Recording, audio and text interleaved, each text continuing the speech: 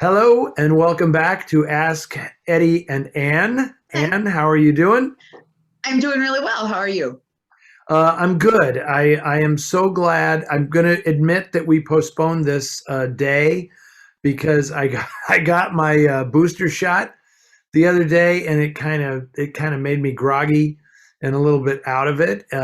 But now I'm happy to say I am revitalized and filled with a newfound energy.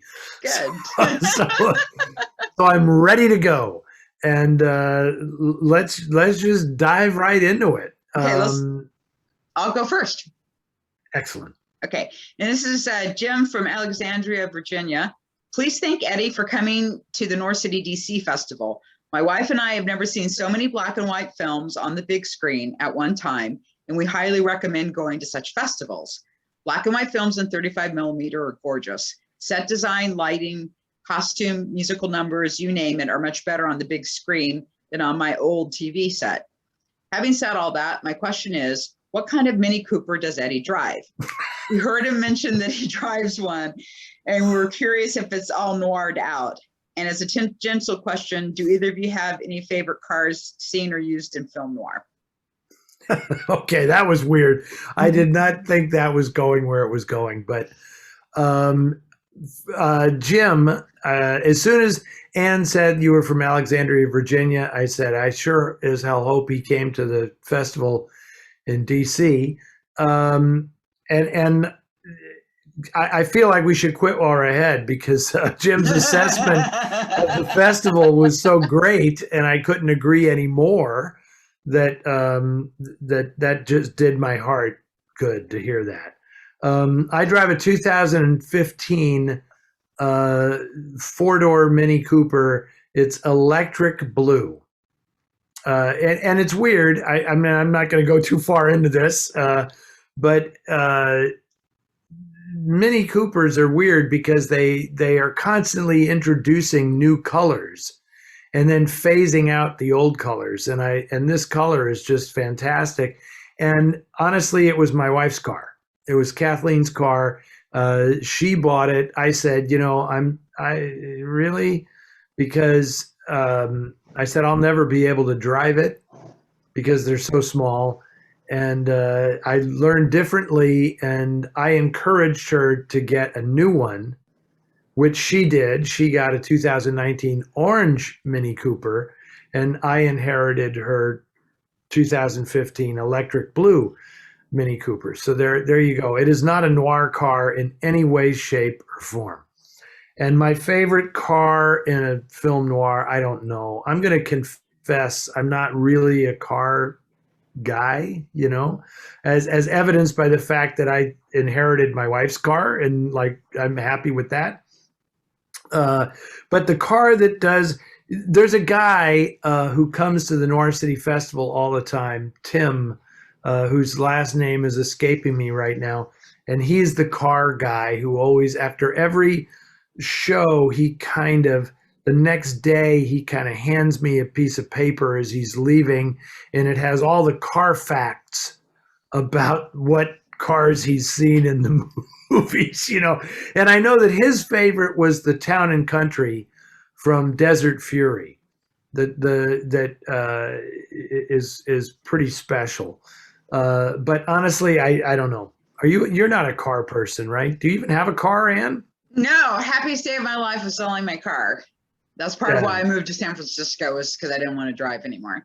I did not learn how to drive when I was in high school because I was living in London, so I didn't learn how to drive till I was in college, and I've just never been comfortable with it. So it's, yeah, not my thing. But for cars in noir, I don't really have a favorite car in noir, but I do have my favorite use of a car in film noir, which is in Gun Crazy, Oh, and Gun Crazy, yeah, the where they're good one. driving away and they both stop, and it's so romantic. Yeah, those two big convertible land Yeah. yachts. That's pretty great. Now that I think about it, I also um, I love the little. I think it's a little MG or something that Gene Simmons has in Angel Oh, Face. that's a great car. Yeah. That's pretty cool. And So there you go. There are two cars, and of course the MG faces a, it's like there are three. Should I say it? I don't know if I should say this. It's this big spoiler, Yeah, yeah. I was going to say, don't tell what happens. I shouldn't spoil that. But and I was going to do a quick shout out to the convertible in Cry Danger, which wasn't that? Didn't you tell me that was actually her own car? Correct. Yeah, that's good pull there, and that was great. Yes, the car in Cry Danger that gets all shot up and everything is actually Gene Porter's car. That right? Who plays? Oh, I'm spacing on her name right now. Darlene, I think her name is something like that. The peroxide blonde in the trailer park that Dick Erdman's hitting on the whole time. Darlene Levon, I think that's her name. I suddenly heard Erdman say that. And that car was actually a gift to Gene Porter from her husband, Edward Dmytryk, before he went to prison. He gave her this car, and then Robert Parrish, I'm sure people know what I'm talking about, that Dmytryk served little time because of his, contempt of Congress citation for not talking before HUAC. And then she showed up, I guess, Robert Parrish cast her in the film, and then she showed up driving that car. And he said, "Oh, that's the car we need for the movie." And I'm the story I heard was then they wrecked the car, and I don't believe that that's true at all. I think they probably got a double of the car or something and wrecked that one. So anyway, yeah. Good call. Quick piece of Friday the 13th trivia. Betsy Palmer agreed to play Mrs. Voorhees in the first film because her car had broken down, and she wanted a new car, and she had one picked out. And then when her agent called her, she took the part because it was the exact amount of money she needed to buy her new car. Okay. And the movie is Friday the 13th, the first Friday the 13th. Oh, Friday the 13th. Oh, okay. Yeah. Okay. Yeah. Okay. Okay. That's interesting. And I know that, okay, now we're on a whole car jag here out of nowhere. But I always loved the story that John Ford every year would go and buy his wife a new car. You know the story?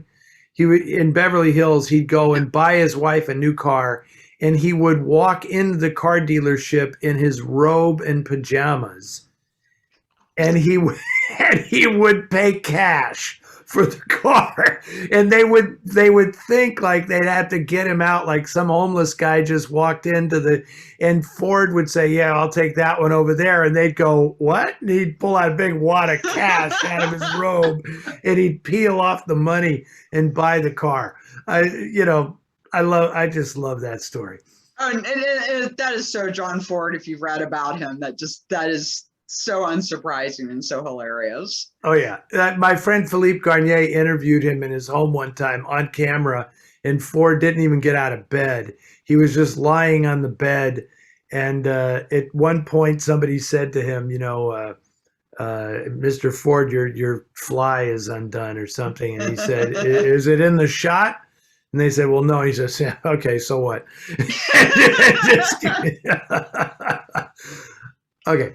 All right. Here is question number 2. This is Dennis from Syracuse.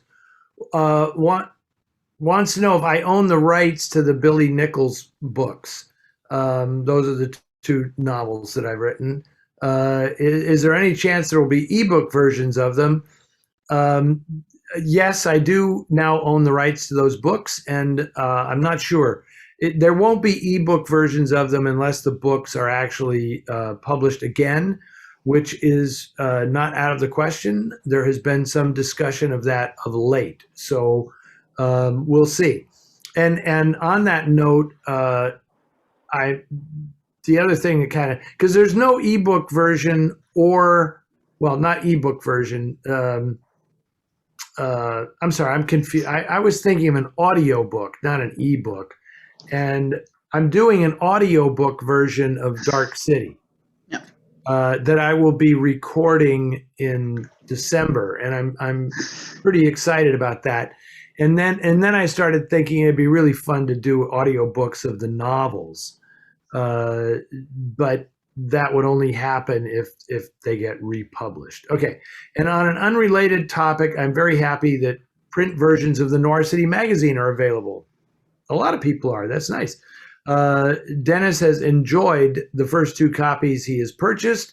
For me, there's something more satisfying about being able to hold the magazine in my hands. Well, Dennis, thank you for that, because that's precisely why we elected to finally make them available in print editions, because we are aware that there is something very satisfying about actually holding the magazine. So where can they buy those? They can buy those from Amazon, and as I think we now say in every single episode we do, and it's great. We get a little bit of money out of each one. Amazon gets most of the money. I'm not saying that to say, screw Amazon, blah, blah, blah. They have the process in place whereby you can click a button and get a magazine 2 days later, delivered to your mailbox, your actual physical mailbox. I wish there were more alternatives to that, but right now that seems to be the one. So if you want it in print, that's the way to do it. And you go on Amazon and you get it. And I just wanted to do a quick follow-up. Last week, we had talked about, were there any performances in noir that just made you like groan? And Ted, who is our webmaster, comes over to my house every Saturday night and we watch a movie. And we went through all the horror films for October. So we watched Cry of the City because I hadn't seen it before. And so when I was watching it, I had to tell you, the worst performance I've seen in noir is in that film. And it is the woman, you only have like 2 scenes with her that Richard Connie's in love with. And that was seriously a terrible performance. Deborah Padgett. Deborah Padgett. She was 14 years old. Jesus, because Ted and I was like, oh my God, because Ted, when we first saw her, I was like, how fucking old is she? Sorry. How old is she? She's like a child. So she really was only 14. She really was a child. So because I was like, go easy on her. They lied about her age in the trade press and everything. But if you do a little research, you discover like, wow, she is young, and it's a little creepy, as you obviously are pointing out. That's how I felt just anyway, because the girl seems so young. But now that I know that she's 14, it's even creepier. She was really, really young, and yeah, okay. No. I have a little bit of a soft spot for Deborah Padgett, so I'm not gonna pick on her in that film, but no. I do the audio commentary for that film on the Kino release, and that is duly noted. The egregious age discrepancy between her and Richard Conte is duly noted. Anyway, Conte is. The thing is, Conte in that movie is older than the character in the book. The character he's playing in the book. He's a young guy in the book, right? But they had these 2, Victor Mature and Richard Conte were older guys at that point. But it's so weird that they would think, well, she's a teenager and blah blah blah, and they thought nothing of it. So anyway, okay, that's a digression, but a worthy one. Thank you, Ed. You're welcome. So this is from Tommy. What is your impression of the 2014 film, The Drop? The last movie filmed with James Gandolfini. Tom Hardy's outstanding along with Noomi Rapace. The bad guy. Noomi Rapace. You don't want to say rapist. It just sounds too. That doesn't sound good. Noomi Rapace. And Matthias Schoenaerts is the bad guy in that one, right? An underrated Belgian actor, according to our friend. Other than Tony Soprano, none of them are Native American speakers. Good twist at the end. I love that movie. I completely love that movie. I think that is my buddy Dennis Lehane. It's based on a short story that he wrote called Animal Rescue, and he did the screenplay for it. And oh my God, I'm Roscom, Matthew Roscom or something, I think is the director's name. I'm embarrassed that I can't remember off the top of my head, but he did a terrific movie called well, the English title is Bullhead. Was the movie he made before that that got him this job, and The Drop is fantastic. I actually, it's my favorite movie made from a Dennis Lehane story. Wow. Right, and he's done Mystic River and Gone Baby Gone and Shutter Island. Those are all Dennis Lehane stories. Yeah. But I prefer The Drop above all of them. Oh, and also there was one that Ben Affleck, Gone Baby Gone was good, but he also did Live by Night, which was Ben Affleck's like 1930 Warner Brothers gangster movie. Yeah. That was clearly that's what Dennis was writing, his version of a 30s gangster movie, which I didn't. It's not bad. It's not a bad film, but I don't love it. I don't love it for various reasons. But The Drop is sensational, and if people who are watching this have not seen it, it's the next film you should watch. It's terrific. Huh? Have you seen it? I have not. Well, then it's the next film you're watching too. Because come on, it has he's Belgian. He's not Danish, but he's Belgian, right? Matthias Schoenaerts, and you'll hate his guts in this movie. And Tom Hardy is great in the film. I think it's very difficult for a obviously intelligent actor. Once you've seen an actor in public and you get an impression of them and you say, that person is really, really pretty smart. To watch them play somebody who's not too bright, yeah, it's a challenge for an actor to play beneath their level of intelligence. And Tom Hardy does that really, really well. Yeah. And he's just great. He's terrific in this film. And Gandolfini is fantastic. So, and it's a quiet and very sad capper to Gandolfini's career. Yeah, and I just saw Tom Hardy, actually. I hadn't really seen him in anything, but I watched a film called Child 44, which I really highly recommend, which is set in the Soviet Union. And he plays a intelligence officer whose wife gets denounced, and he gets kind of sent out to the middle of nowhere. But he's discovered that there's this serial killer basically killing these boys, and it's an excellent film. It's really good. And Nikolai Lykos has a small part in it. Your heartthrob. Okay, good.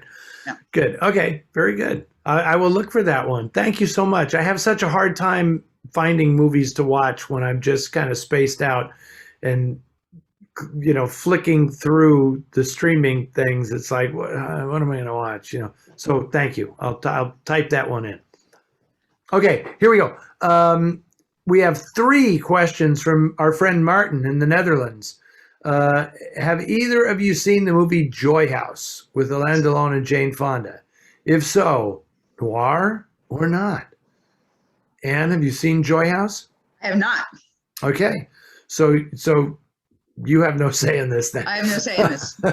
But there's your second movie to add to your list of now must watch. I do know this movie, yeah, and Lola Albright is in it as well, and it's a very odd movie. It's hard for me to call it noir because it's early 60s, and while its pedigree is kind of noir because I know that it's based on a novel by Day Keane, who was a great pulp kind of novelist from mainly in the 50s. And I do know that the great Charles Williams, who's written a lot of great noir novels, worked on the screenplay. and René Clément is the director. And this is from this period when René Clément was kind of making American slash French movies, like Is Paris Burning and stuff like this. And he directed this movie, and it's, you know, in some ways, all you need to say is it's Alain Delon in 1964. So there's a reason to watch it because he's the most beautiful human being on the planet at this point. And Jane Fonda is a runner-up. Yeah. at that point, right? But it's a weird. It's one of these weird claustrophobic psychodramas that it doesn't really make a whole lot of sense. Mm-hmm. It's very, very European in that regard, but it's a really fun, interesting movie to watch, and it doesn't fit with traditional noir idea, except it's a gangster on the run. In some ways, it's closer to the movie Performance. You know, Nick Rogue's movie Performance about a gangster hiding out in a house, and then all kinds of identity issues and crazy things happen. That's sort of what this movie is like. So I like the film. I don't really care whether anybody thinks it's noir or not. I suggest watching it. Okay, number 2. Have you seen the French film Un si jolie petite plage, a beautiful little beach? Starring Gerard Philippe. If so, noir or not? And what's your take on that? That is an excellent film that I highly, highly, highly recommend. Let me just put that aside. I don't think it's quite noir. It's really good. Like, I can see, like, you could make the argument it was noir, but I felt it didn't feel like noir to me. Okay, well, I've shown it at the Noir City Film Festival. But you know, that's neither here nor there. I mean, I will, you know me, I will I leave the noir or not discussion up. It's very subjective, and everybody has their own idea. You know, I will show the film because, like you, I think it's a really terrific movie. And Gerard Philippe is such an interesting actor, and I love movies like that. I love movies in desolate locations, and people are sort of trapped, you know, and there's like some terrible crime that's happened, and it slowly it gets unraveled, and I like that movie very much. So. Okay. Lastly, can we give our opinions on the John Sayles movies, Lone Star and Limbo? And do you have any opinions about John Sayles, Lone Star or Limbo? I think Lone Star is an excellent film. Not only is it like a great film in its own right, but my father really loved that film. And every time he would see something that he thought should be edited more tightly, he'd be like, you know, they need to get that guy who directed Lone Star to come in here and edit that film. So I have a very like emotive attachment because of that. And I like Limbo. My sister and I actually saw that together in the Seattle International Film Festival, and John Sayles was there. So that was really cool. And it's a good movie. I like it. I do too. I like both of these movies. I can't really think of a John Sayles movie that I haven't enjoyed. Yeah. I find John Sayles to be like the most literate film writer, director, writer first and then a director. You know, I think he started directing to protect the stories that he wrote that he really loved. And of course, you know, Lone Star kind of created Matthew McConaughey. I mean, that's like his first. I mean, I know that the Linklater films was like the first time McConaughey ever appeared on screen, but he is Matthew McConaughey in that movie. And I love Chris Christopherson as an actor. I just think he's a very, very underrated film actor and doesn't get credit because obviously he didn't start as a film actor, but I think he's really, really good. And I like that movie very much, and Limbo I like, and I like the it's notorious in some ways for its totally ambiguous ending, like what the hell, Yeah. But I wish more films were like that, honestly. Yeah, I Uh, love the end of Limbo because you don't get that kind of Lady or the Tiger ending a lot and stuff. And I think especially with something that, I guess you'd call that a noir, or you could make an argument it's a neo-noir. Um, it's just very effective for the story. I mean, it didn't feel like a stunt or something like that. It actually went with the story really well. I agree. Of all the films that Martin has asked us about, I would say that Limbo is the least noirish of all the films mentioned, uh, but I enjoy it. I the only time I've encountered John Sayles twice in my life. Once was at a book signing because he wrote this epic novel that I met him very very briefly to get that book signed, and then I shared a taxi ride with him that turned into, thankfully, a horrible traffic jam in Hollywood during the TCM festival. So I got to spend some time with John and his wife in a car, driving us to the next event, and he was just such a incredibly nice. Nice is a bad word. He was such an incredibly down to earth, genuine, really interesting and interested person. Mhm. I just I really enjoyed him. I hope we have a chance to do something else at some point professionally because I'd love to introduce these movies, and I like his films very much. So yeah, that's that. Okay. And this one's from Ed. Some pre-code films delved into the dark side of life and touched on what became known as delicate matters, abortion, sex, murder, etc. Do any of those early films, examples, Sunrise, A Song of Two Humans, border on being equivalent to film noir? And if not, why not?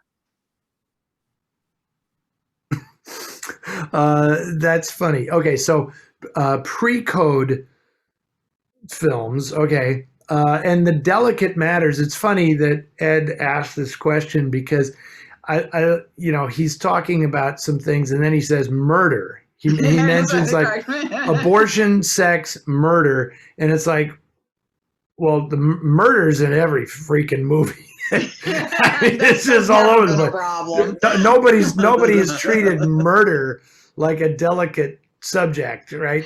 The sex and the abortion definitely, but murder has never been a delicate subject in the movies. People can get knocked off all the time, and nobody cares whatsoever. Um, you know, I don't actually know how to answer this question because um, Sunrise, I have referred to that as being a example of a proto noir film, and maybe it's time for me to reiterate what I tend to say, which is people want to label films, are they noir or not, right? Martin just asked, all these films, are they noir or not? People become a bit obsessed with this. And I want to reiterate that the whole thing about noir is that it's less a type of film than it was a movement that happened in Hollywood at a certain time where these films became a thing that happened and every studio was making them. And like, why did that happen when it happened? Of course, there are going to be examples of movies like that prior to the movement and after the movement, but they become just less common.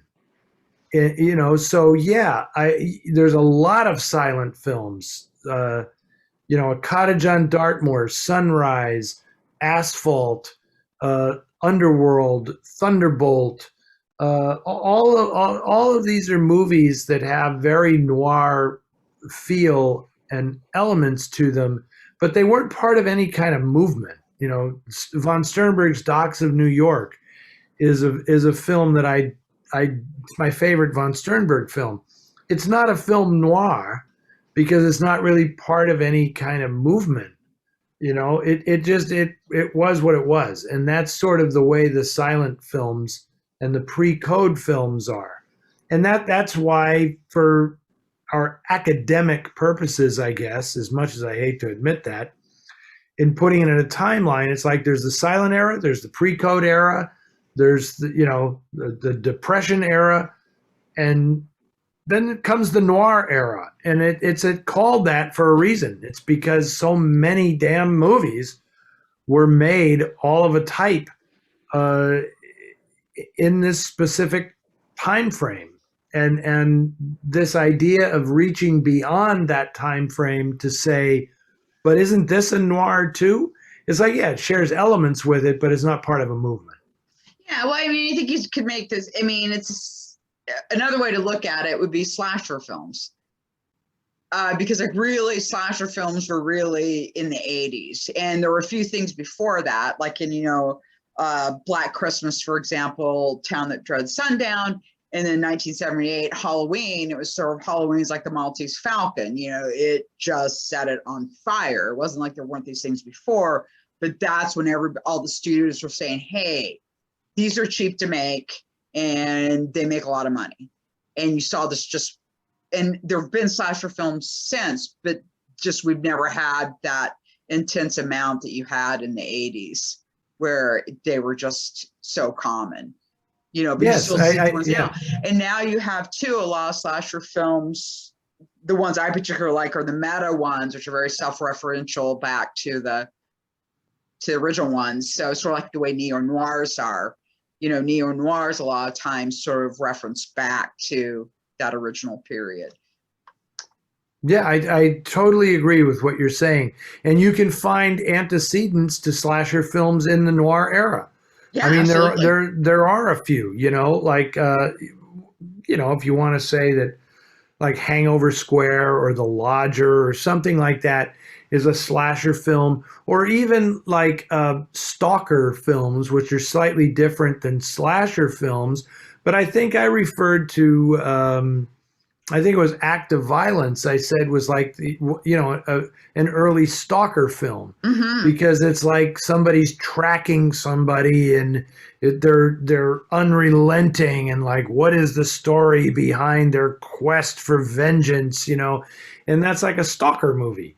And those weren't very common in the film noir era, but whereas Act of Violence is like, in some ways, it's like the perfect film noir, it's also an antecedent to stalker movies, and so what I totally get what you're saying about the slasher films, and just like film noir, it's fascinating to analyze, like, so why did slasher movies happen when they happened? Like, what were the factors that made that happen? And just like you said, Anne, it's a combination of things. There's the societal issues that are informing it. There's the artistic issues that are informing it. There's very practical economic issues. Well, something made money. So something in there made money because they're going to start making more of them, Yeah. But then, of course, you're going to get, the obvious, it's the weird objectification of women and the male gaze thing and the stalking of the woman and all of that kind of stuff, which is part of it. It's not all of it. It's right. A part of it, I would just like to point out for anybody who would like to see the argument to that, and there's a book called Men, Women, and Chainsaws, which was extremely, extremely important in film theory around horror films, because she completely challenges both the expectation of who the audience for horror films are, and also who the audience is actually identifying with, and why it is that so many of the victims are women, even though, and that's kind of not really true if you look at the numbers a lot of times. So Sure. It's I just want to throw that in. there's conventional wisdom, and then there's actual watching the films. Yeah, and they're very often two different things. It's like the femme fatale issue in film noir. Yeah. It's the same thing. It's like I'm not entirely buying a lot of the scholarly thesis behind this stuff. Anyway, Yeah. That was a good one. So Ed, Yeah. thank you for that question. I don't know that I completely answered it, but I think we had a good discussion based on that. So there. Your turn. Your turn. Is it? Oh yeah, it's my turn. Okay. Yeah. Okay. So there's a couple of questions from Jan. Jan says, as a new adjunct teaching composition, crime was the focus I used as my texts.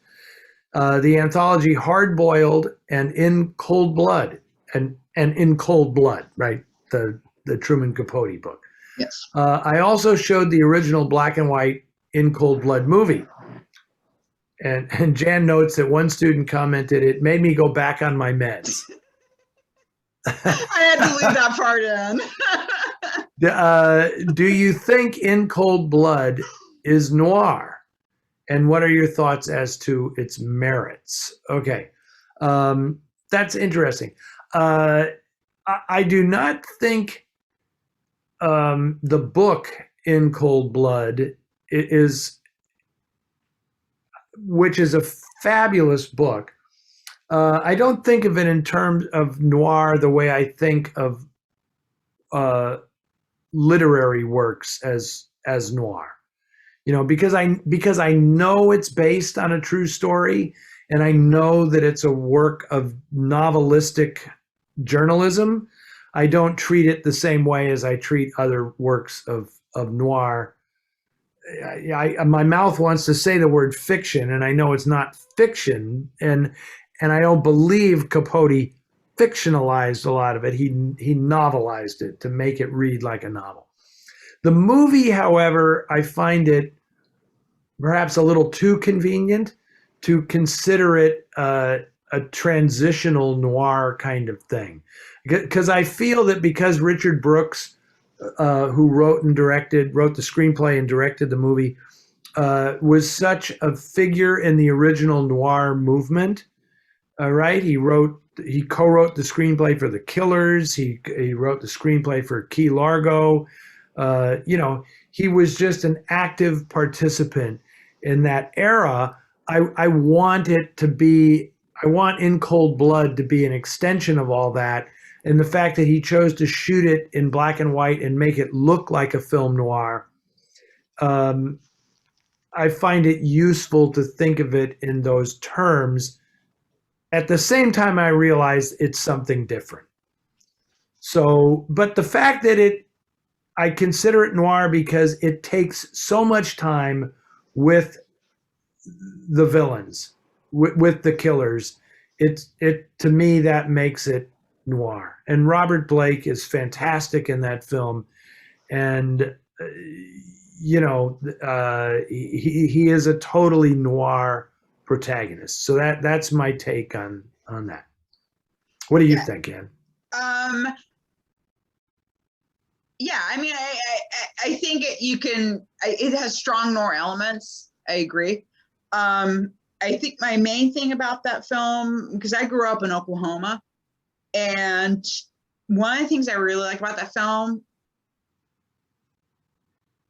is it feels like winter there. I mean, they really capture something. I think it's partly the black and white, but when they made the movie about him writing the book, like it didn't have that feeling. And so one of the things I guess that really strikes me about that film is it really feels like they're in Kansas. It really feels like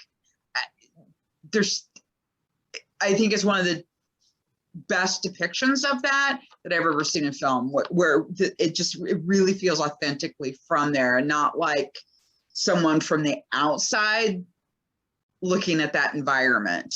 And that's one of the things about that film that I just really, really like.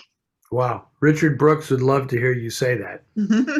I mean, really, I mean, what more can you ask of a director than to capture that? And it's Conrad Hall, right? Conrad Hall did the cinematography, I think, in that movie. God, I'm embarrassed if I'm wrong, but I think it was Conrad Hall. And yeah, and I just want to point out that there was a lot of um, and Robert Blake even pointed this out, like the scene where Perry is talking about his family life and the rain, the streaks of rain, the shadows of the rain come down his face and make like black tears on his face. Uh, that was first done in The Hunted with Belita in 1948. Henry Sharp, the cinematographer, did that effect many years earlier in a very cheap and tawdry B noir called The Hunted. And I'm not saying that Conrad Hall stole it from him or anything, but I find that very amusing because and of course, I saw In Cold Blood first before I ever saw The Hunted. But when I saw The Hunted, I said, "Oh my God, that's that great shot from In Cold Blood." So I love her in that movie. By the way, I love Belita in that movie. Belita is come on, she's the greatest. She's awesome. Yeah. Okay. Second question from Jan is, I love David Mamet as a writer, and I adore his film House of Games. Do you believe it's a neo-noir and its merits? Question mark. I especially like the acting, which friends of mine find stagey or stilted. Well, it's a David Mamet script, right? I mean, it's kind of. I don't think Jan is perhaps aware of the fact that the last public thing I did before COVID happened was showing House of Games with David Mamet in Santa Monica, California, at the Aero Theater. When we cited him as the Film Noir Foundation's modern noir master, which I'm sure took David completely by surprise because I don't have any idea that Mamet thinks of his work as being noir, but I can attest to the fact that he is, shall we say, noir savvy because he is a big fan of the movies. So House of Games is fantastic, and yeah, of course, it has very, very many elements of noir about it that David was very aware of when he was writing the script and and directing the film. And it's really a color noir. Watching the film again, I was struck by how consciously, as a director, he was trying to make it look like a film noir in color. Mm-hmm. And the acting that's the way Mamet writes. There is nothing naturalistic about his approach. And I just think it works brilliantly. It's Mamet speak. He creates his own world. It's not it, and you find this in all of his movies. It's a rhythm. There's a rhythm to it, and it's very stylized. So yeah, where here Jan is using the word stagey or stilted, I would say it's stylized. I don't. And stagey is a weird word because yes, Mamet is a theater writer first before he ever wrote for movies. So there's a theatrical quality. I would not say stagey. I would say it's theatrical, and I wouldn't say stilted. I would say it's stylized, and neither of those things are negatives in my book. Yeah, well, it's my favorite film of his, so I'll throw that in. And I think for that particular one, more than frankly his other stuff, for me, his stylistic approach worked better for that story than it has worked for me in his other films. I think partially just because of the fact that is about con artists. To me, that stylized writing and acting actually really worked for the story that was being told. I know what you're saying, and I kind of agree because there's uh, it's all a performance. Yeah. Everybody in the movie is putting on a performance. Yeah. And the fact that, see, a lot of people, it's funny when they see that and they recognize it, they think they're calling somebody's bluff or something. Like, we've all seen stuff like this where it's different. I was watching a movie the other night that I didn't really like. I don't know if you've seen it, not to go off on a tangent, but this movie, The Killing of a Sacred Deer. Have you seen that? I passed. Yeah, with Colin Farrell and Nicole Kidman. We won't go into a discussion of it, but it's a very stylized thing, and all of their dialogue is like, nobody speaks like this. Yeah. But I'm not going to say ergo it's bad, because it's clearly the director's trying to accomplish something. And that, Force of Evil by Abe Polanski, none of the dialogue in that movie is believable or realistic. Yeah. It's great. I love the dialogue in that movie. I don't demand that artists make stuff sound like the people I talk to in real life. And it irks me when some people say, oh, this doesn't sound right. That's just ridiculous. Anyway. I mean, look at Preston Sturges. I mean, I wish I could talk like that. I wish we all talked like that. I wish we could all speak like we were in a Preston Sturges movie. It would make me so happy. Yes, that we could all be so quick-witted and snappy repartee. Exactly. It's not going to happen. Anyway, okay. Before I go off on many tangents, let's move on. Oh, wait a minute. You're doing. Wait, no. Sorry. We're on 7. Okay, this is Joe from Long Island. Okay. I was so mesmerized by you, I lost my place. Sorry. Recently read and watched In a Lonely Place and Ride the Pink Horse, which is Dorothy B. Hughes, in case people don't know. I don't think I've ever watched films so recently after reading the novel. Anyway, I was slightly staggered by the screenplay changes. Are most noir adaptations so unfaithful to the source material? Crikey. Well, that's an interesting question, Joe. I'm tempted to say yes. They are mostly unfaithful. Okay, so as you pointed out, Anne, both of those are Dorothy B. Hughes novels. I don't want to spoil anything, so I won't, In a Lonely Place is very different. It takes the same basic premise, but it changes the motivations of the protagonist dramatically. And both of them are very good. The book is terrific, and the movie is obviously, it's my favorite movie. So I think it's great. And Ride the Pink Horse, I think the movie is very diluted. It has many great qualities that I appreciate.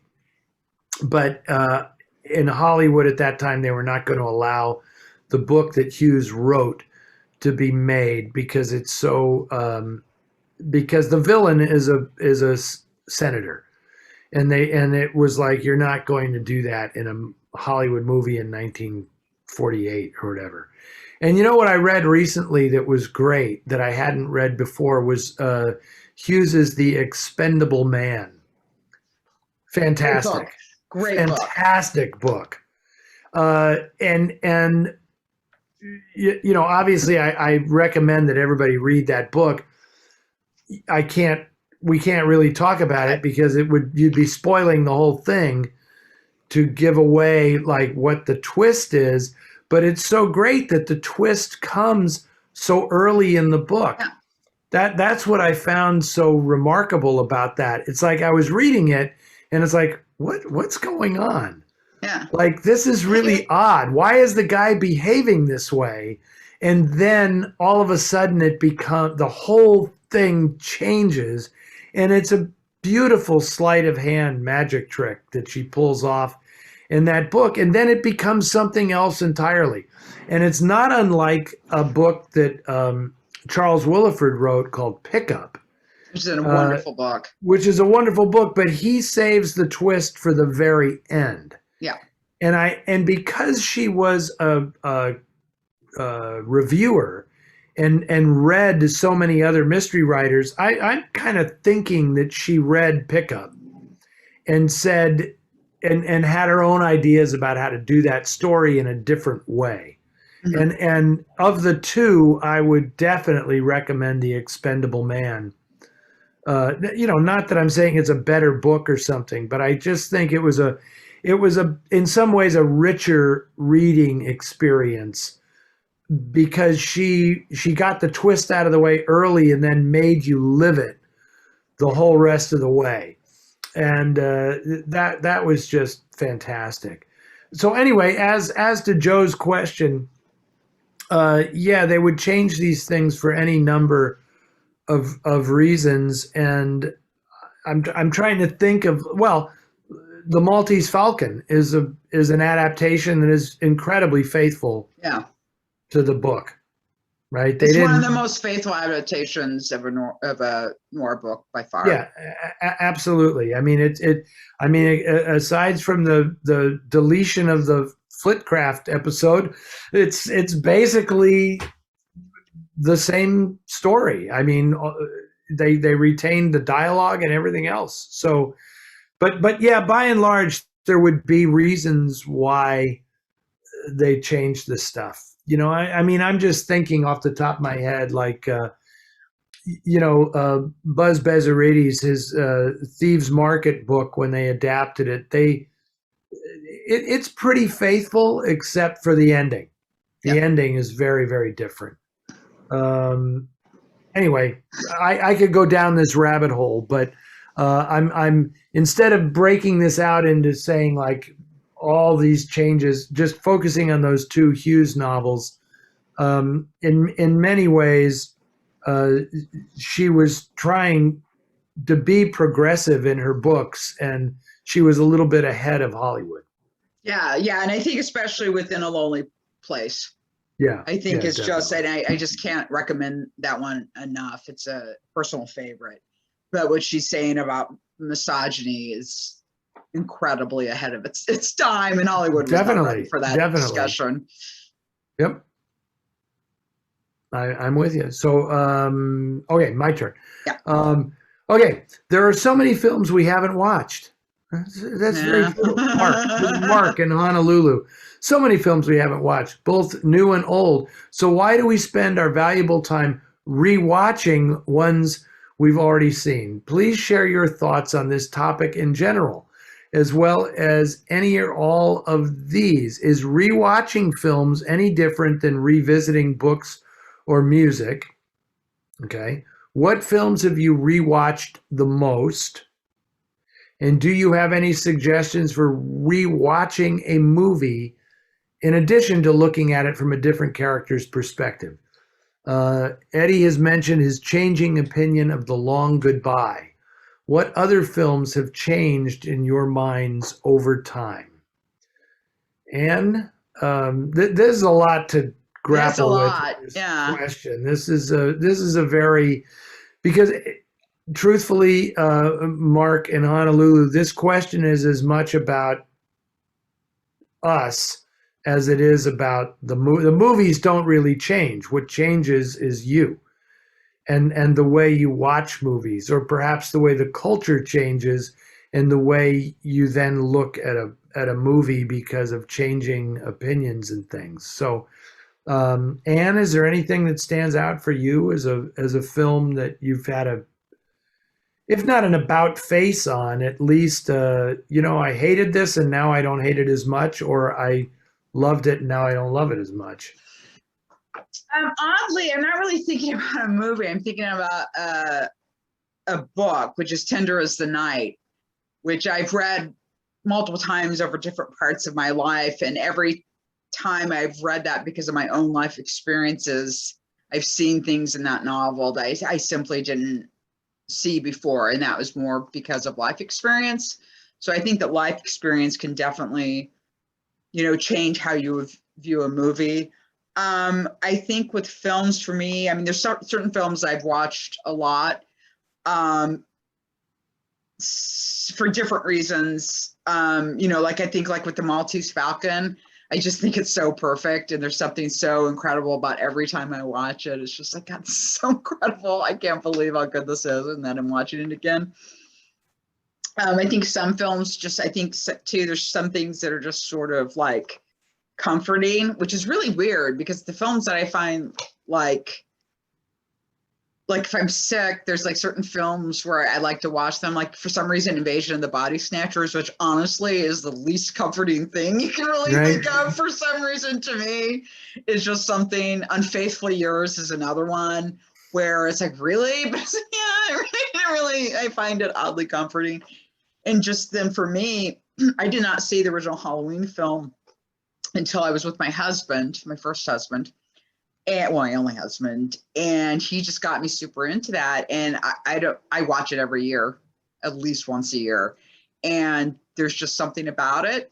So for me, a lot of times, like those kind of things are more, there's this enjoyment and comfort in just reliving it, because the way they're put together is so great, and they're kind of special. And then I think sometimes then there's other films that you rewatch, and it is with a change of perspective, but that's more, I don't want to say an intellectual exercise, but so I think but that's another reason. Or sometimes, someone will talk about a film and you'll go back and rewatch it, and because all of a sudden you're seeing it a different way because someone said something to you about it. You think, oh, maybe I should really kind of go back and watch that and see what they're seeing in it and see if I can see that. And so sometimes, and also the main thing for me that can be a change was like, I saw the original Killers, and I've seen it like on video and stuff a couple times. And I always said, frankly, I wasn't enthralled with it. But when I saw it on the big screen, that was a huge difference. Like I appreciated that film so much more because it really played on the big screen. Right. Differently than it did on video. So I think that's a big thing for me, is seeing stuff on the big screen sometimes instead of the small screen, which is a great thing about, when you can see classics that way, because sometimes that really changes it. Yeah, it's interesting. Sometimes, boy, this is a complex question. I will refer to a movie that was just mentioned in the previous question, Ride the Pink Horse. Because Ride the Pink Horse is a movie that I've had differing reactions to over the years. When I first saw Ride the Pink Horse, I really didn't like it because I didn't like Robert Montgomery. Mm-hmm. Okay, and I didn't like Robert Montgomery because he's not Robert Mitchum or Humphrey Bogart or somebody else that I wanted to see in that role. And I was much younger then, and like I loved Bogart and I loved Mitchum, and Robert Montgomery wasn't those guys. So I didn't like the movie. Then I watched the movie again later, and I said, he does a really good job directing this movie, and I was much more with it at that point. Then I read the book, and then I had another negative reaction because the movie, just like we discussed, is honestly a pale reflection of the book. Then you watch the movie again, like in more recent times, and then I was kind of embarrassed by Wanda Hendricks in brown face makeup and the whole thing. Like they couldn't actually cast an actual Hispanic woman in this part. They had to cast Wanda Hendricks. But then now I watch it and I want to be the guy who argues, don't dislike the movie because of that, because they were actually trying to be progressive in the film, because the way they treat the native, people in New Mexico is far kinder than the way they treat all the white people in the movie. you know, which was pretty progressive for its time. So I've had like multiple different, every time I watch that movie, I have a different reaction to it for different reasons. And the same is true of In a Lonely Place, which, I watched when, first when I was a teenager, and it every time I watch that movie again, it means something else to me as I get older. I see deeper levels of the film as I get older. It was just a cool movie, and Bogart was a really, what a character, and it was all very interesting to me. But I really didn't grasp any of the deeper underlying issues in the movie.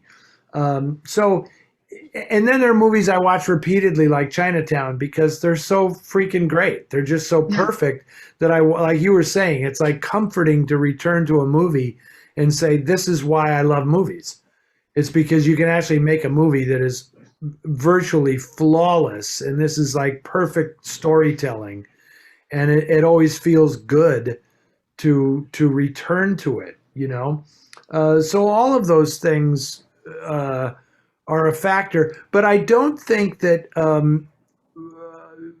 rereading books is a very, very different thing than and music. I will listen to the same music over and over and over and over again. I will watch a movie again, but reading a book again is a colossal commitment. Yeah. Colossal commitment. Yeah. And it's just not is so I see those things as being very, very different. What's the film you've rewatched the most, Anne? Um, it's a toss up between The Maltese Falcon and Halloween. Okay, I might have guessed that. If you'd given me a minute, I might have guessed that. And I would say that for a while there was no question for me. It was Psycho. I'd seen Psycho, and at a certain point, it was just because to me that's such a condensed lesson in cinema, like how you use cinema to tell a story and manipulate audience. It's the direction of that film is so incredibly perfect that that's sort of how I learned about how movies are made, was watching Psycho. But now I guess it would probably be Chinatown. I've probably seen Chinatown more than any other movie. Yeah, and I would like to point out at this point, I think that probably some of Thomas Anders Jensen's films, as my life continues, will probably be stuff I've watched the most, because like I've already watched Flickering Lights, like I think 5 times. And I just watched it for the first time in April. I saw Riders of Justice 3 times in the theater. It's also and I watched odd. it with Ted. So okay, 4, and I'm trying to. And I'll have I've recommended that film and others of his now that you've turned me on to them quite often. At this point, it's different for me because I do this professionally. Yeah. So in many cases, I'm watching a movie again because, like, if it's something I'm going to show again on Noir Alley or something, it's like I have to find something else to talk about in this movie. So let me go back and refresh my memory. That's a professional thing. I'm not rewatching it necessarily because I just have a compulsion to suddenly rewatch this movie again. I mean, I have to rewatch movies for other reasons. So, that's the best I can do for right now, Mark. But that is a really good question. I would never rewatch. I don't like the idea. Oh, here's one. A movie that I will rewatch endlessly is Mulholland Drive.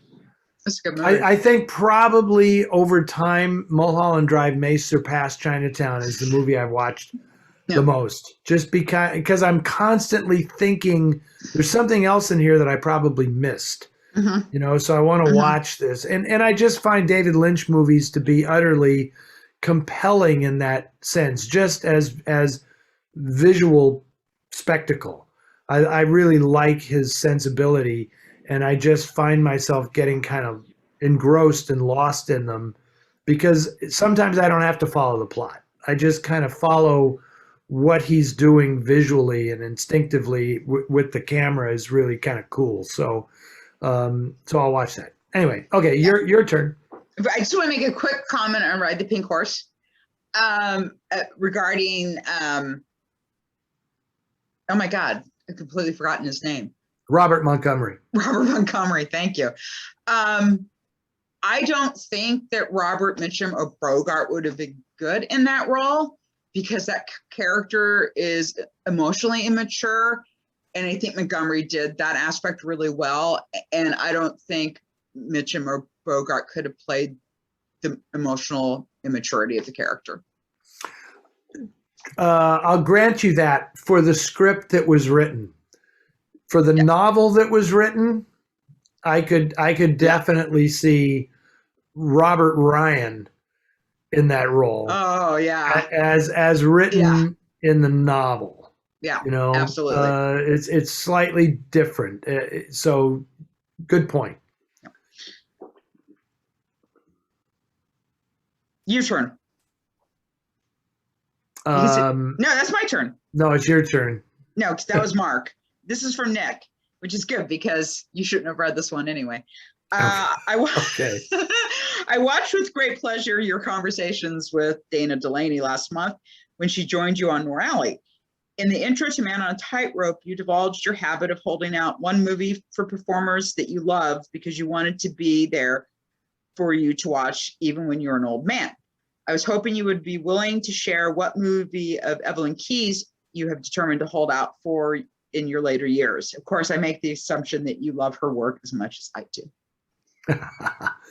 Well, in that case, Nick, I hate to admit, there's more than one Evelyn movie that I haven't seen, right? But I guess I would say the one that she was very noted for that I haven't watched is Mrs. Mike, that she made with, I guess that was with Dick Powell.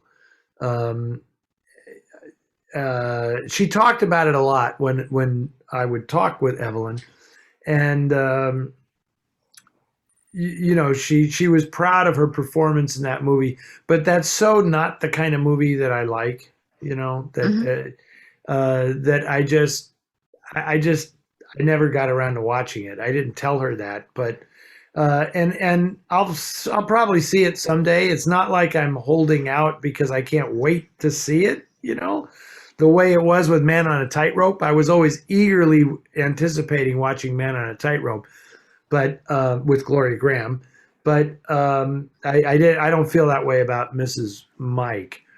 But you know, most of Evelyn's other really good films I have already seen. I will say one thing. This since Nick is a fan of Evelyn's work, I will just reveal this. When Evelyn and I were really close, she gave me a manuscript that she had written for a mystery novel that was actually pretty intriguing. It was like a Hollywood mystery novel, and it was like a Jim Thompson novel written by a Hollywood actress, and it was a very thinly veiled depiction of things that had happened in her life, including some very shocking stuff that was hard to read, actually. And I don't want to go into it too deeply, but I entertained the idea at one point that Evelyn and I would collaborate on a final draft of this novel because she knew that I had written crime and mystery fiction. And she said, I just want your opinion of this. And she took it back, and I always, you know, we talked about it, and I always said, you know, what if we did this together? But then things happened, and then that didn't come to pass. So I'm not exactly sure what happened to that manuscript, but I just thought that was interesting because Evelyn was a very, very good writer. You know, her two autobiographies are great, and you know, so there you go. Okay. So I'm going to say this to you, Anne. I just watched Paul, me being Paul, said, I just watched Woman in Hiding, and murderous Selden Clark's brunette secretary, and that's Selden Clark is the character played by Stephen McNally. Okay. He's a rat bastard in that movie. Yes. His brunette secretary at the mill made an impression. However, she appears to have been an uncredited role, yet she looks so familiar. Any idea who she was? Honestly, I hate to tell you this, Paul, but I haven't seen Woman in Hiding in quite a while. I know that, right? Ida Lupino's the star. I'm assuming he's not referring to Peggy Dow, who plays the other woman in the film, who was totally credited. And I'm pretty sure Peggy Castle is in the movie, but I doubt that Peggy Castle ever played a brunette in anything she ever did. So it's an uncredited role, but without going back, I don't know if he means it's just a quick thing, like the way like Shelley Winters appears in The Gangster and everybody goes, wait, isn't that Shelley Winters? So I don't know. I presume you don't have no clue. I've seen the movie, but I don't know. Yeah, I don't know. So until I'm able to rewatch Woman in Hiding, I don't know. So this is one of those instances where if somebody watching us right now has recently seen Woman in Hiding and knows what Paul is asking about, please share. But other than that, I'd have to go back and watch the movie again. It's a good movie. I like that film. Yeah, no, it is a good movie, and Steve McNally is a rat bastard in it. Yeah, yes, he is. Yeah. I mean, he was good at playing both sides of the fence. He was good as a bad guy, and he was, he was more than serviceable as a good guy in movies. But okay, your turn. Okay. Have either of you ever visited Bridgeport, Connecticut, or Bridgeport, California, rather, and taken that drive Paul Valentine does during the opening of Out of the Past when he tracks down Mitchum? That would be a place I'd love to see someday, especially the mountains and lake where Mitchum fishes. And that's from Dennis. I have not. Have you ever been there, Ann? I have not. No, I know, and it's funny. It's so coincidental that that Robert Mitchum is from Bridgeport, the other Bridgeport, and then they have Bridgeport in California. But no, I haven't been there. I know a number of people who've made that pilgrimage, but I am not one of them because I don't do nature. I don't either. I'm so glad to hear someone else say that. I am so glad to hear someone else say that. That's not entirely true. I would pass through. Yeah. I'd be, this is interesting, on my way to somewhere else, but I am not going to spend any time there. I can pretty much guarantee you that. And I promise you, I'm not going to go hunting or fishing when I get there. So,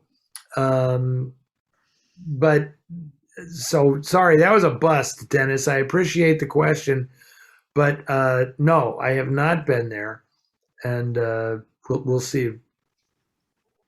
Maybe someday I'll report back. Okay.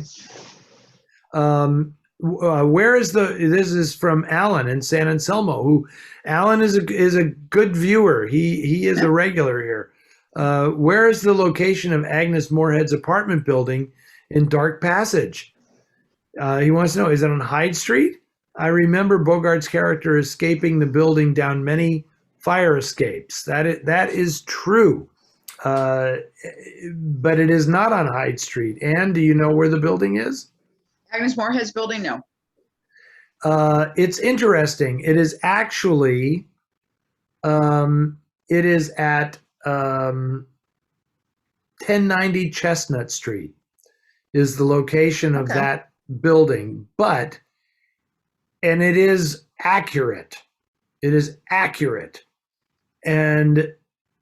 But the interior of the building and everything that you see from inside the building looking out through the windows is accurate for the building at 1090 Chestnut Street. But the exterior of the building, they actually used a different location for all those fire escapes when Bogart goes down the outside of the building. And that, I can't remember the exact address, but that building, I believe, is on Greenwich Street. And I only know this because of the incredible work done by our Film Noir Foundation colleague, Brian Hollins, who has a website called realsf.com. And Brian is like the magician at tracking down the actual locations of films that were shot in San Francisco. So I remember years ago looking at that and discovering that building, because we all know that the Malak building or whatever it's called on Union Street is where Lauren Bacall lives, but Madge's apartment is on Chestnut Street, 1090 Chestnut Street. I remember the address well because I lived at 1090 Page Street in San Francisco for a while, which I'll have you know was the original Victorian, the address of the Victorian where Janis Joplin and Big Brother and the Holding Company lived during the Summer of Love was 1090 Page Street, and that was the address I lived at. The Victorian was long gone. It was like townhouses when I lived there. But anyway, so that's your answer, Alan. You asked, and this one I had an answer for. I was going to say a quick thing about, now I just remembered that there is something that was fun about when I rewatched Dark Passage the last time and had more experience in life and stuff. But like when Madge and her boyfriend come over to Lauren Bacall's and she's all like worried because, you know, Bogart's in the bedroom and they're like having an argument. And I just realized like that at this point in my life, I'd be like, go fucking argue at your place. You know, and it's just so funny because I was totally, you know, and it's just sort of like, because I'm not young and sweet anymore. It's like, why are you doing this? Just get out. Yeah. Well, you know, would you like to argue with Agnes Moorehead? I don't know. Agnes, you know, she's so great in that movie. She is so great in that movie. That is like one of my favorite noir villainous performances. It just, God, that end scene is so incredible. She's just amazing in that movie. So amazing. That's a great performance. I wholeheartedly agree. Agnes Moorehead is the greatest. So anyway, your turn. Hello, Anne, Eddie, and the feline fatales. I know that in High Sierra, Pard the dog plays a pivotal role in Roy Earl's ultimate demise. Can you name any other noirs where animals play an important role in the plot? Oh, okay. All right. I feel like we've had this question before. I'm not sure, but I'm gonna say, okay. They Won't Believe Me. The horse, Rita Johnson's horse, and They Won't Believe Me, plays a very crucial role in the plot. And I love that because it's a horse, and you don't normally get a horse in noir. Well, San Francisco, I'm thinking of Woman on the Run and Ann Sheridan's dog, who actually gets a name, Rembrandt. Rembrandt, you know, he's not crucial to the plot, but he's more than just a cute dog walking around. I mean, he figures in the story several times, and they work him in. So Rembrandt is definitely a character in the movie. What's another one? I know Hidden Room. Pardon? Hidden Room. The Hidden Room. Yes. That is the MVP of animals in noir. Great call, Anne. Yes, The Hidden Room with Robert Newton and God, I'm drawing a blank on the actor's name now. The guy who's in The Hidden Room is oh my God. I can't remember his name. I can't remember the actor's name all of a sudden. But yeah, Sally Gray is. But the dog is sensational, absolutely fantastic. So that's a great one. And I just want to throw out.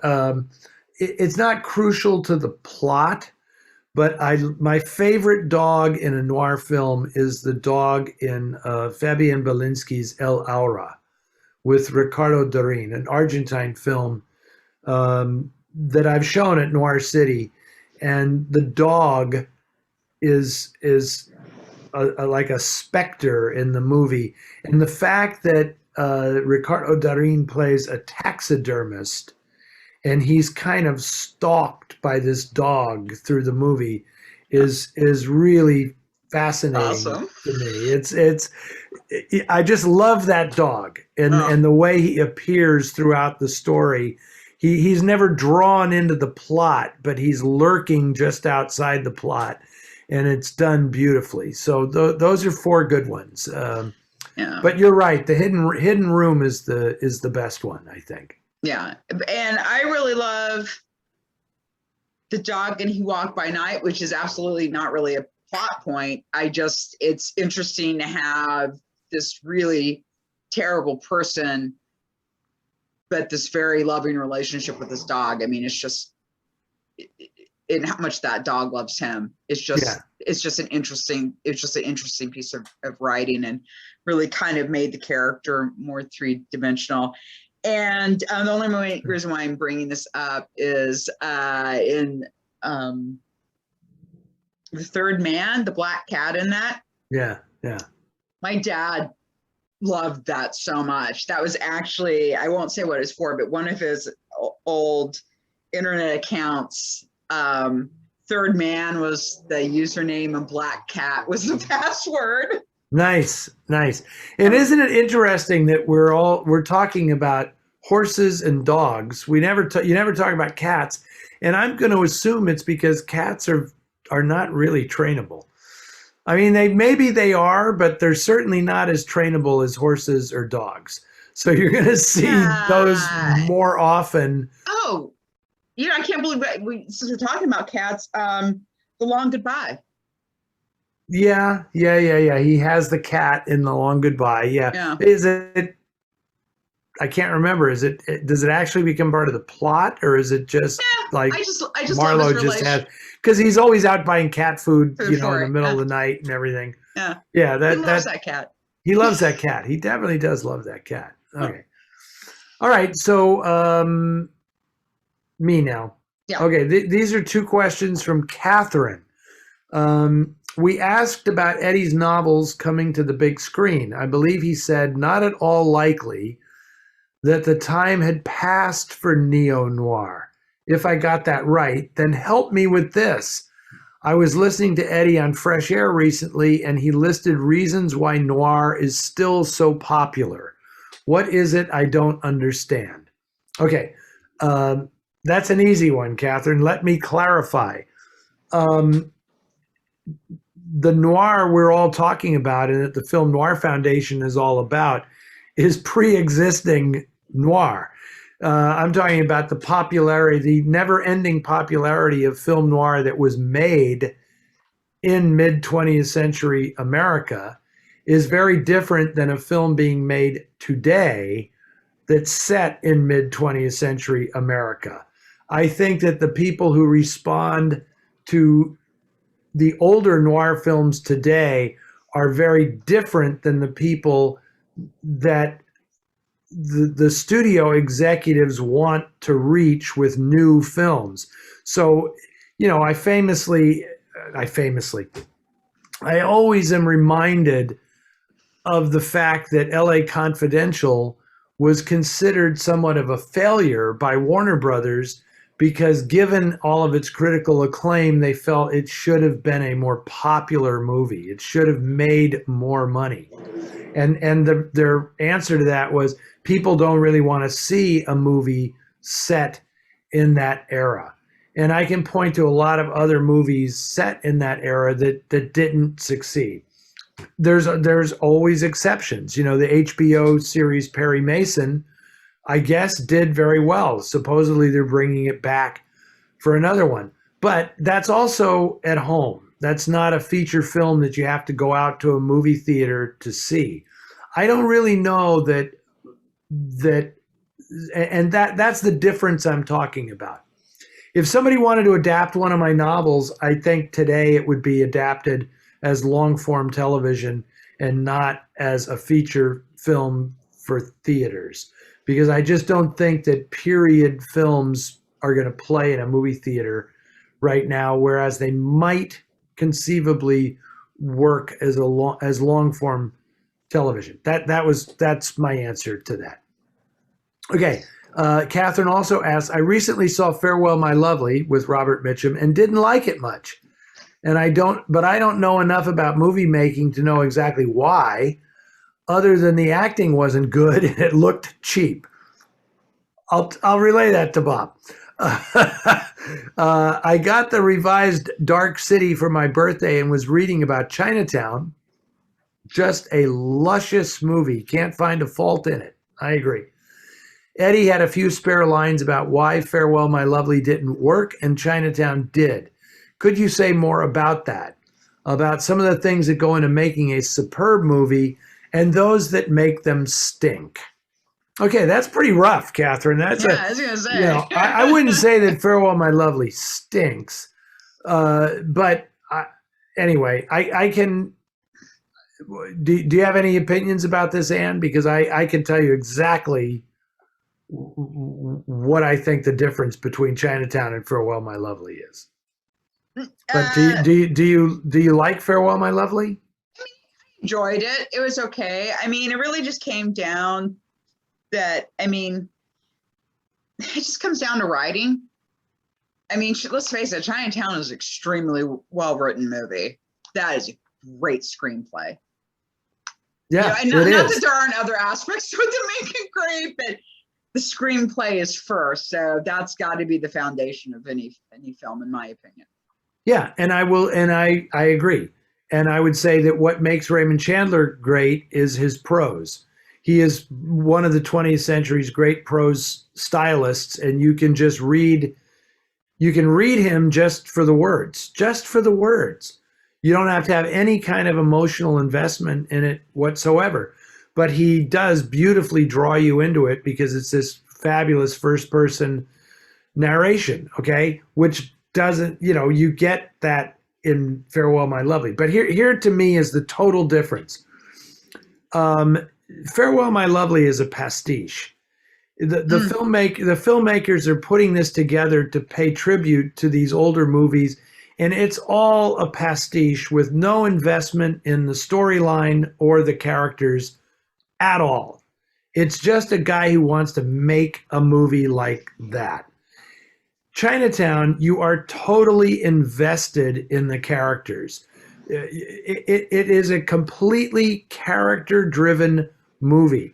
It just happens to be about Los Angeles in the 1930s, a brilliantly conceived story about how environment affects the culture, right? How the drought and the water issues, and there has never been a movie that more effectively personalizes a history lesson the way Chinatown does, how it concentrates the history of Los Angeles into the lives of these fictional characters that Robert Towne created. And the way Polanski directs the film, he is totally invested in the stories of these characters. So you have an emotional involvement every step of the way.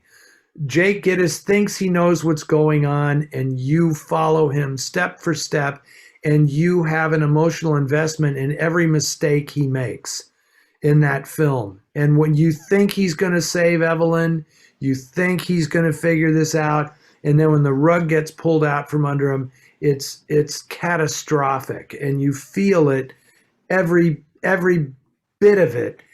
You empathize with him. That's the difference between those two films. And that's the difference to me in movies. That's the difference between greatness and just a miss. And I'm not saying the miss can't be fun to watch, but it's way wide of great.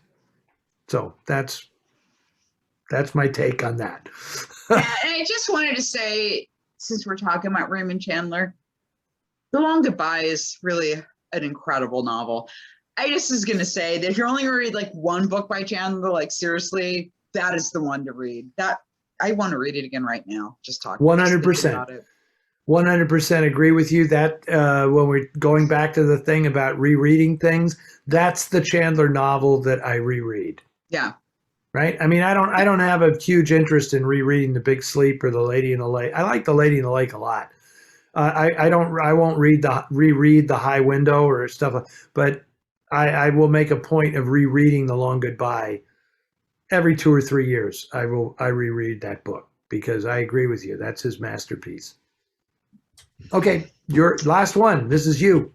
Last one, and this is for Brian, regarding irony, which we had a discussion on several weeks ago. Yes. Regarding irony, isn't the most famous case of irony in noir The Maltese Falcon, that the Falcon turns out to be a fake despite all the killing, etc. I hope you guys have seen the movie. Gutman gets it when he laughs, one of my favorite noir scenes. The further irony is that the near worthless lead falcons are now valued at over 1 million and would be worth killing for. Yeah, well, we're kind of blending the movies and the novel and film now, but yeah, but yes, I suppose that's true, that there is great irony in the fact that they've invested so much in this and it's all been BS, but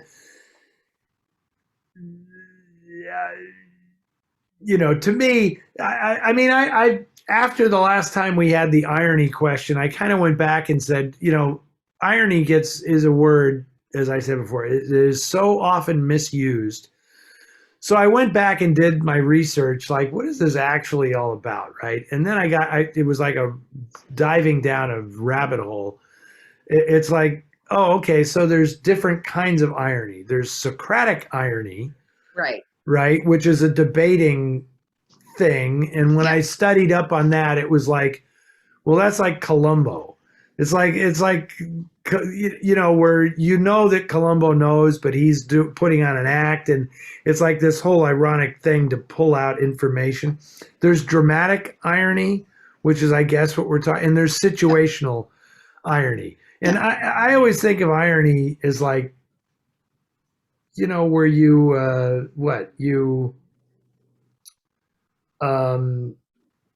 well, it's like the getaway car crashes into the police station, right? How ironic. The getaway car crashed into the police station.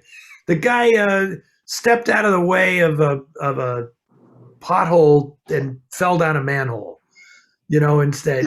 It's like the action has the reverse effect of what you expect it to have, and that isn't that ironic, But I just think a lot of times it's like people can confound it with coincidence or paradox. Right. Those are two other things, I've always said the ultimate irony, and I think I said this last time, would be, praying in church for a miracle and having the crucifix fall on you and kill you. That's irony. Well, Hannibal Lecter in the books, and they brought this into the series as well, but he collects article about church collapses. Because that's his view of God. That's irony. This is what God would do, right? These people are praying to you, and you. Yeah, and the church collapses on them. Yeah, how ironic is that? Yeah. So I mean, that's my idea of irony. So yeah, in terms of the storyline, yes, it's a very ironic ending to the Maltese Falcon that the bird turns out to be a worthless fake. So yeah, I'm not disagreeing with Brian's assessment of that, and it's probably, maybe it is the most famous example in noir. So yeah, even though it's also, but here's the thing too, is I also really love with Gutman and Cairo when Gutman says, well, are we going to just sit here and call each other names, or are we going to go try and find the real one again? Are we going to go find it? He's like, you want to? And they just go. It's like people playing it's like people playing the lottery. Yeah, next time. And that's, and that's what I think more of it. I mean, I guess it is ironic, but it's more the fact that these two guys are just going to keep doing this. Yeah. Which is something about them. I mean, it'll, might be fake the next time, it may not. I mean, we're not to get picked up by Pole House. Well, that's the thing. To me, the ironic ending, and I think what started this was people asking, what's your idea for the great ironic ending?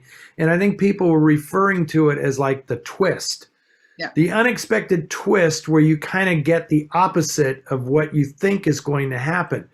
I never thought that they were going to actually discover the right Maltese Falcon. Right. That never occurred to me reading the book or seeing the movie. To me, there was this inevitable failure. Yeah. That's what the whole thing was about. So Yeah. I never found the ending. And I guess that's dramatic. That's an example of dramatic irony, where the audience knows something that the characters don't know.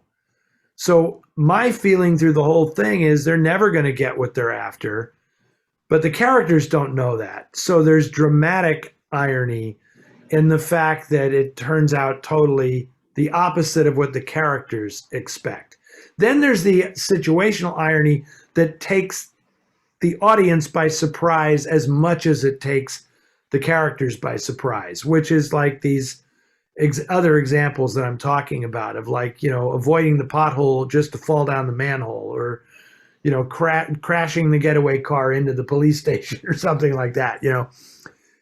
Nobody sees that coming. But then there's the twists where the audience can actually kind of see it coming, but the characters don't. And so anyway, I'm agreeing with you, Brian. Yeah. That's a pretty dramatically ironic ending to the Maltese Falcon. Huh. And with that, we have a less than ironic ending to this episode of Ask Eddie. So, Anne, I enjoy your bewitching blouse this evening. That's it's not the Puma T-shirt this time. You're actually kind of styling out. That's good. Yes, this is work clothes. So okay, very because good. We're shooting on a Monday night, so I can't wear the Puma T-shirt to work. I was going to tell people. So this is important. Well, why don't I just say this? Because we talked about the print magazine. We do have a digital magazine. And if you donate to the Film Noir Foundation, $20 or more, and sign up on our email list, then you get it. You get the digital sent to your inbox to download. That's 4 times a year. So I just wanted to put that out there because we hadn't really talked about that in a while.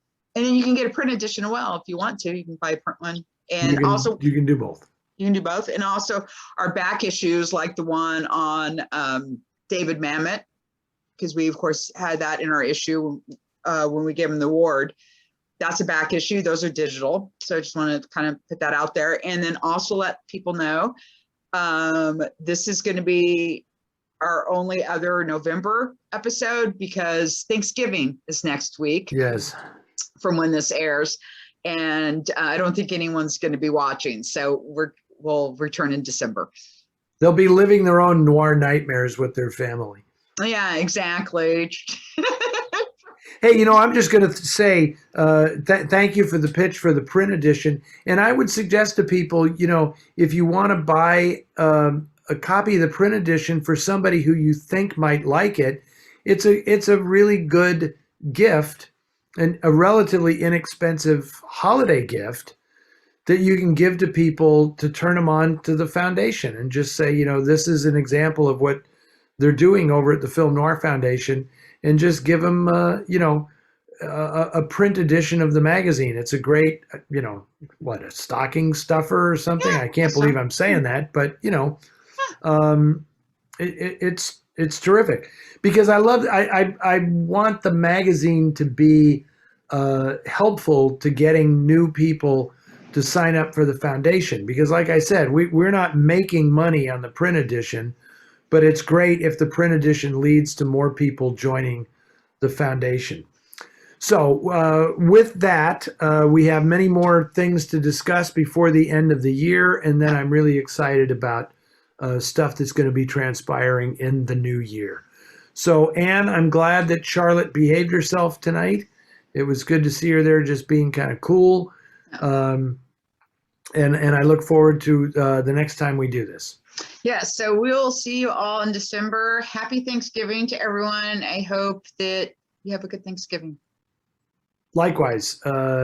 Thanks again for all the great questions, and keep them coming in. And I'm a little apologetic about the lag time between when people submit questions and when we actually answer them, but rest assured that we will get to them all. So thanks, everybody, and happy Thanksgiving.